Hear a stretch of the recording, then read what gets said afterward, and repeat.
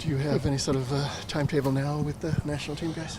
We've talked to them. We're continuing to talk. They need some time off, so we're going to give them a little bit of time off. Each of their timetables is probably going to be a little bit different, unique to them and to their situation. So, possibility we might have one, maybe both back for this weekend, but less likely that that's going to happen, and then we'll see on next week. But you would think probably for the Timbers MLS match the following weekend? Yeah, for the Timbers MLS match, yeah, for sure.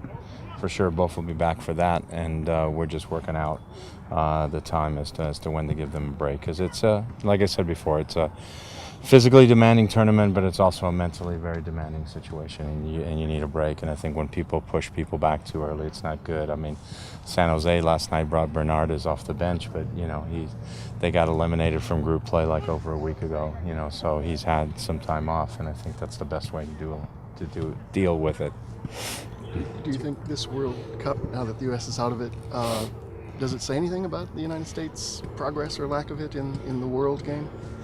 I think you can analyze, and analyze. Has the U.S. improved? Have they not improved?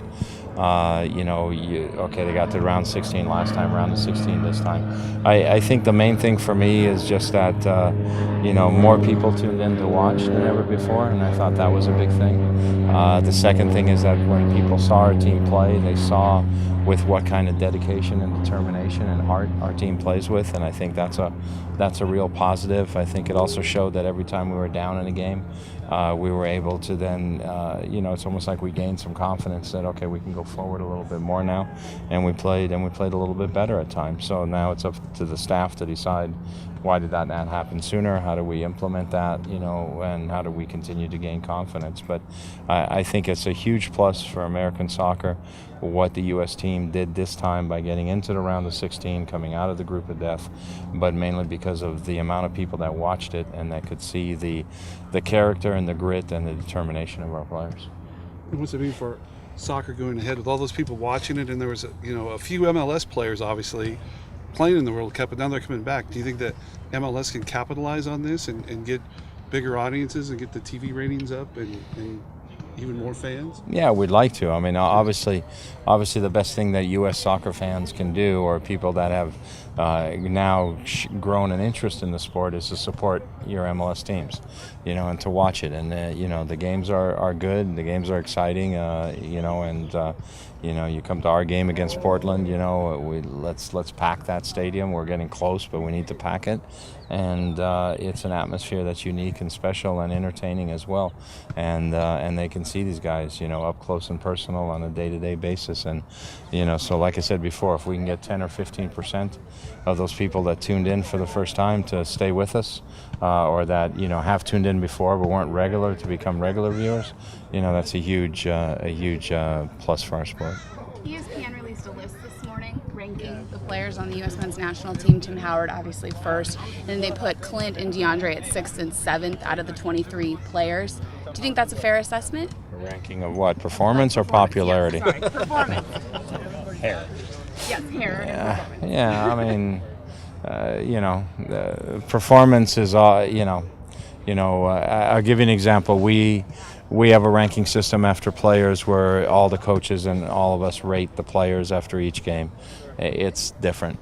It's different. So what one guy has as his top guy is not the guy the other guy has as his top guy. And we're all coaches coaching together, working for the same club and talking about the players every day. So to me, that's an opinion. And so that's ESPN's opinion. I don't know what the ranking is, so I don't know if I'd share that opinion down the line. Everybody looks at the game a little bit differently. Your guys' depth will be tested again this week. It has been for a while now. What's it say about the depth of this team that you've been able to continue the success missing a lot of key players? Well, it just says a lot about the character of the team. Different guys have stepped up, different guys have played. Our depth is good. We're obviously missing some people in that depth right now with Jimmy Traore and Remick and Rose out as well, so that tests our depth even a little bit more. But the guys know it's your turn to play today. You're a professional athlete. You're under a contract, so you've got a job to do today. And I think that's the way they approach it, and that's the way we want to approach it. And when we go into a game, we don't talk about who's missing, we talk about who's playing. Do you have a scouting report on Vancouver? Vancouver, obviously there are 2 games since they come back from the break. They haven't scored, so I know Carl Robinson's not happy about that, but they, it's the same team. Morales is a very important part of their team, playmaking from midfield, and you've got that pace up front, and they try and expose you with that pace. And I think in their first 2 games back, they probably feel they haven't played direct enough at times to maybe use that pace. And so, with us, I expect them to probably come a little faster, maybe put Mana back into the team if he's not hurt, and put a little more pace up front. Are Traore and Rose getting close? They're getting closer. Jimmy's getting close, and we'll just see. But he's not ready for this weekend. Back to the World Cup. I mean, how do you think Yedlin is going to handle his newfound fame as it's coming off the bench? And Hopefully well. It's difficult. You get, when you have success like that, all of a sudden there's a lot of people that come out of the woodwork and are your friends. So I hope he doesn't look at Facebook too much. But it's, he's been a pretty mature kid. He's handled things pretty well so far. And hopefully he'll continue to do well with it. It's, he's had success. It's success he can build upon. And the moment you let it go to your head, or the moment you think you're there, that's when you start going backwards. But, I think he's a solid guy, and I think he'll be okay. Good. Thank you. Okay.